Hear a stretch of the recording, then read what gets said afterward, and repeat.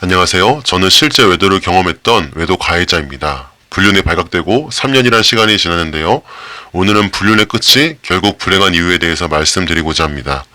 불륜 사례들을 보면 불륜을 저지르고 있을 그 당시에는 대부분 불륜의 끝에 대해서 그렇게 생각하지 않습니다.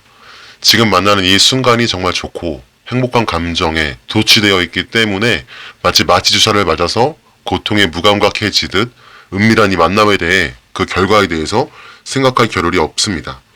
불륜의 끝이 결국 불행한 이유 그 첫째는 이전의 가정으로 결코 돌아갈 수 없다는 것입니다.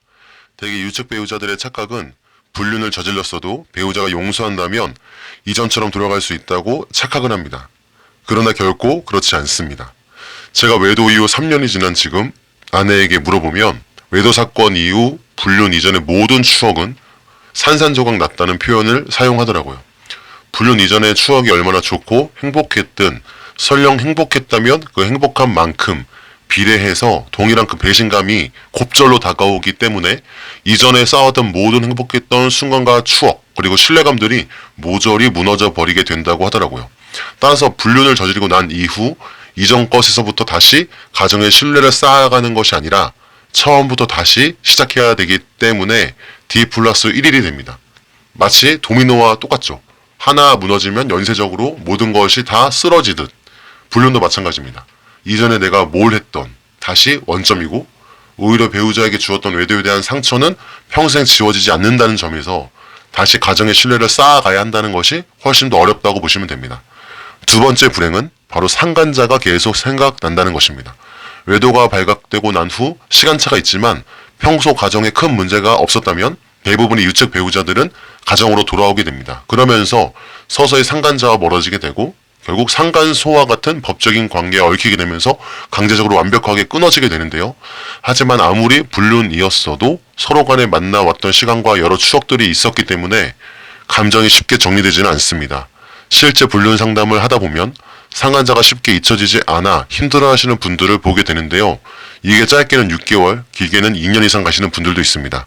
이걸 누군가에게 말할 수도 없고 그렇다고 다시 만나겠다는 것도 아닌 그런 뭣도 아닌 감정이 유치기로 하여금 정신적으로 힘들게 만들고 우울증과 스트레스, 분노로 일상생활에 포출되기도 합니다. 그래서 외도 이후 가정으로 제대로 돌아온 유치기들이 초반에 가정에 짜증을 많이 내거나 힘들어하는 모습을 보이는데 대개 이런 이유일 경우가 많습니다. 끝으로 세 번째 불행은 바로 가정에 대한 끝없는 죄책과 미안한 마음이 든다는 것입니다. 외도는 정신적 살인이라고 불리울 만큼 배우자에게 큰 아픔을 줍니다. 그리고 평생 지워지지 않죠. 저희 가정도 회복을 위해 많은 노력을 해서 지금은 처음보다 매우 많이 나아졌지만 그럼에도 아내가 과거 외도에 대한 이야기를 할 때가 있습니다. 그러면 사실 많이 미안하고 들으면서 제가 어떻게 해줄 수 있는 방법이 없습니다. 근데 이걸 제가 역으로 생각해 보면 만약 내가 반대로 피해자였다면 저는 결코 배우자를 용서할 수 없을 것 같은 마음이 들거든요. 3년이 지난 지금도 제가 가정으로 돌아간다고 했을 때 받아주었던 아내에게 많이 미안하고 죄책감이 듭니다. 정리하자면 죽을 때까지 이런 죄책감을 느끼면서 살아야 된다는 겁니다. 어쩌면 이걸 불행이라고 표현하기보다 다행이라는 표현을 써야 될지를 모르겠네요. 왜냐하면 이러한 죄책감과 미안한 마음이 역으로 가정에 더 잘해야겠다는 마음으로 바뀔 테니까요. 이상 마치겠습니다. 감사합니다.